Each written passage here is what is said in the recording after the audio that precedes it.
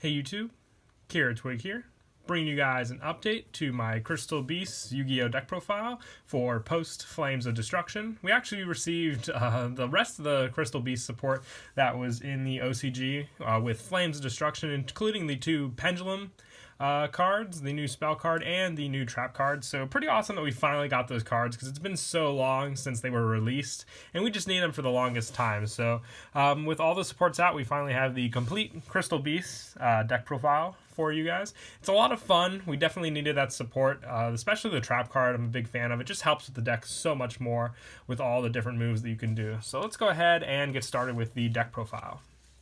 So to start off, I run 3 Crystal Beast, Sapphire Pegasus, pretty much one of your best standard Crystal Beasts in the deck. When it's normal summon, flip summon, or special summon, you can place one Crystal Beast monster from your hand, deck, or graveyard face up in your spell and trap card zone.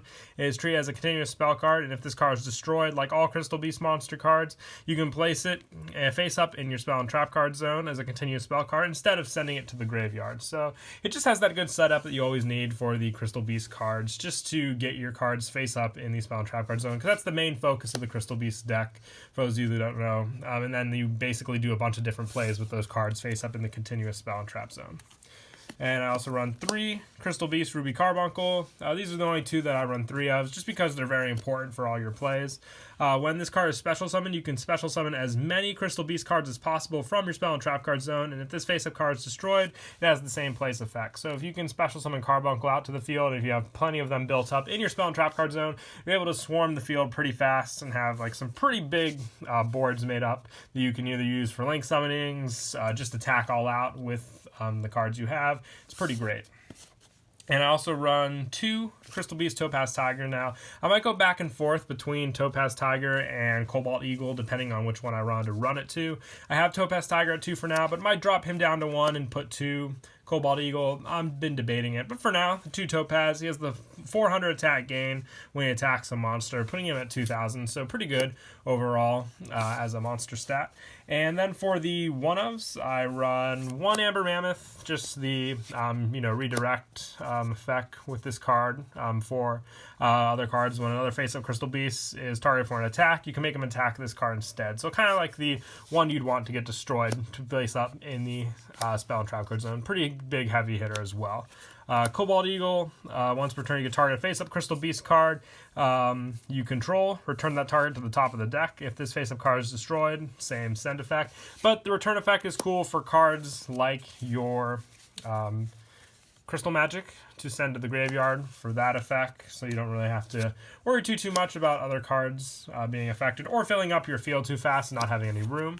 And also 1 Emerald Tortoise. With this, once per turn you can target one monster your opponent that attack this turn, change that target to defense position, so pretty good defense there. And also Amethyst Cat, which just has the direct attack for half the damage. But like I said, you need all the different Crystal Beasts in the deck to make all your plays work with the ultimate Crystal Rainbow Over Dragon, basically.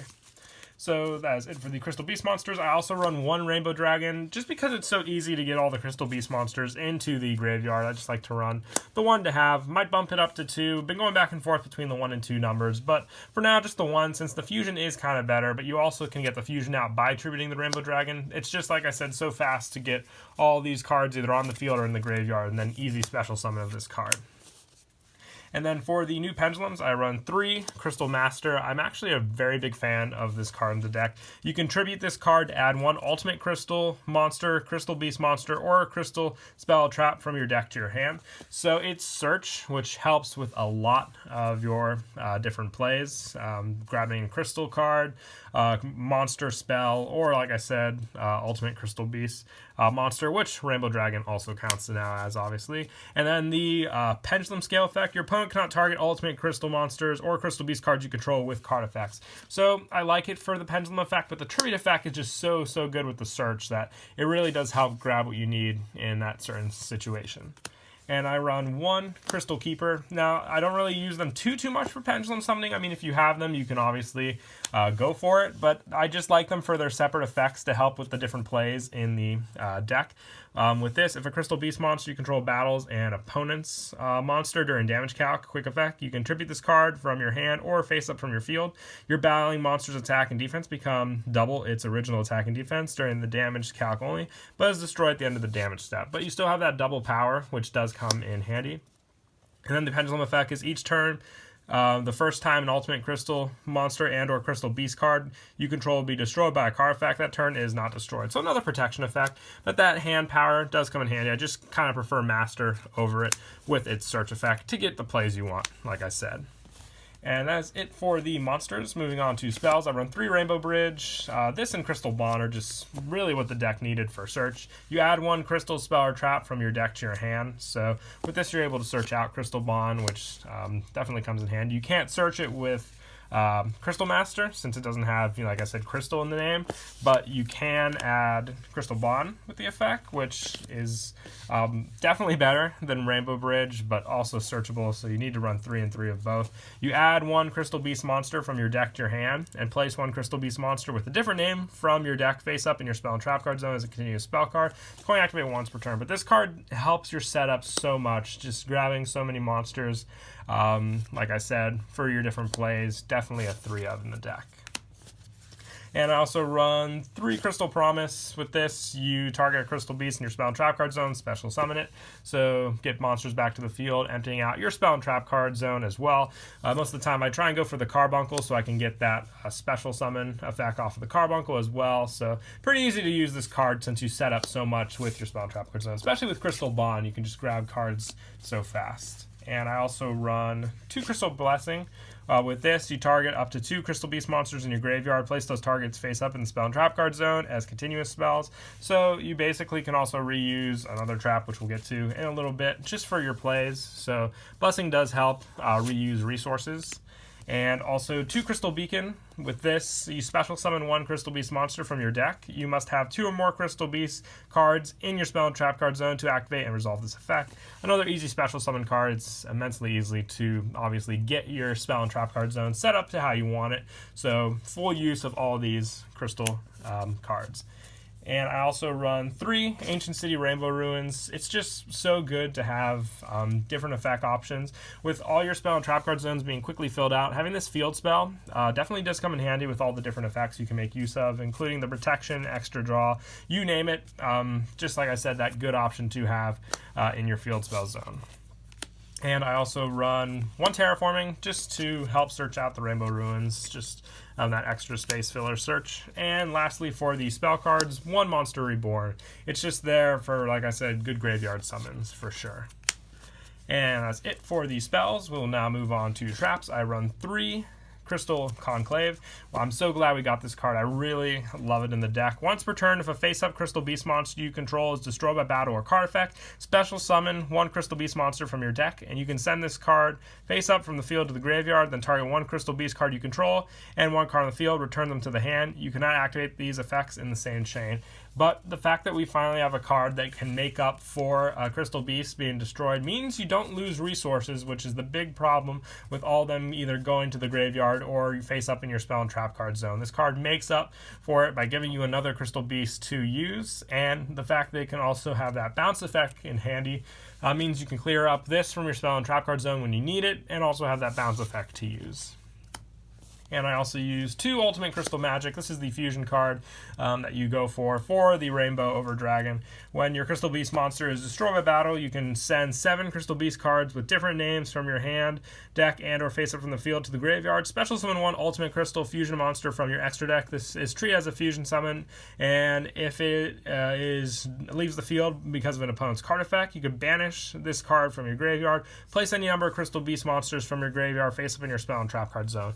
Now, the replace effect helps because then you can obviously use another Crystal Magic, because we only run the 1 of copies of some of the Crystal Beasts, but having basically the put back effect means you can reuse another ultimate, send those ones, and the ones we run 3 of, so you're always going to want to grab the ones that are 1 ofs obviously to put back, and then the ones that are still in the deck send again to use.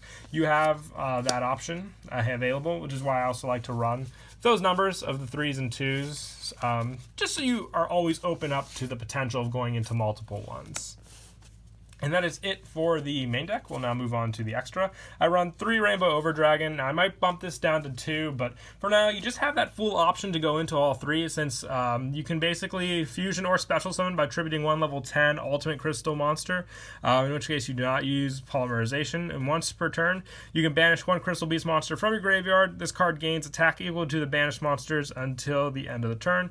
You can tribute the fusion summon card, shuffle all cards on the field into the deck. Another broke effect, the copy attack effect as well, is very powerful, and most of the time your opponent can only get over this if they use a card effect, which means you can obviously make use of this card as well for the putback effect. But the fact that we have the 3 means we have the 3 options to go into it, including the 2 ultimate crystal magics and the tribute for the Rainbow Dragon. If you wanted to mix around your numbers again, like I said, you could put in a second Rainbow Dragon, just because when you use one of these, it's easy to special summon Rainbow Dragon to the field and then just have that tribute effect for a potential other one if your opponent takes care of one of the fusions. And I also run 2 Mrs. Radiant. Now, I'm going to bump this one down to a Great Fly with Flames of Destruction, just haven't grabbed a Great Fly yet from the set. It is the win variant of Mrs. Radiant, so with cards like Sapphire Pegasus and Cobalt Eagle, you have that option just for an easier link, so you don't always have just the Earth option. And when we get the Dark one, same basic concept will come up, but just easy link monsters to summon. And also for heavy hitters, Borreload and Decode Talker, and for your link 2s, Underclock Taker, another easy one to make.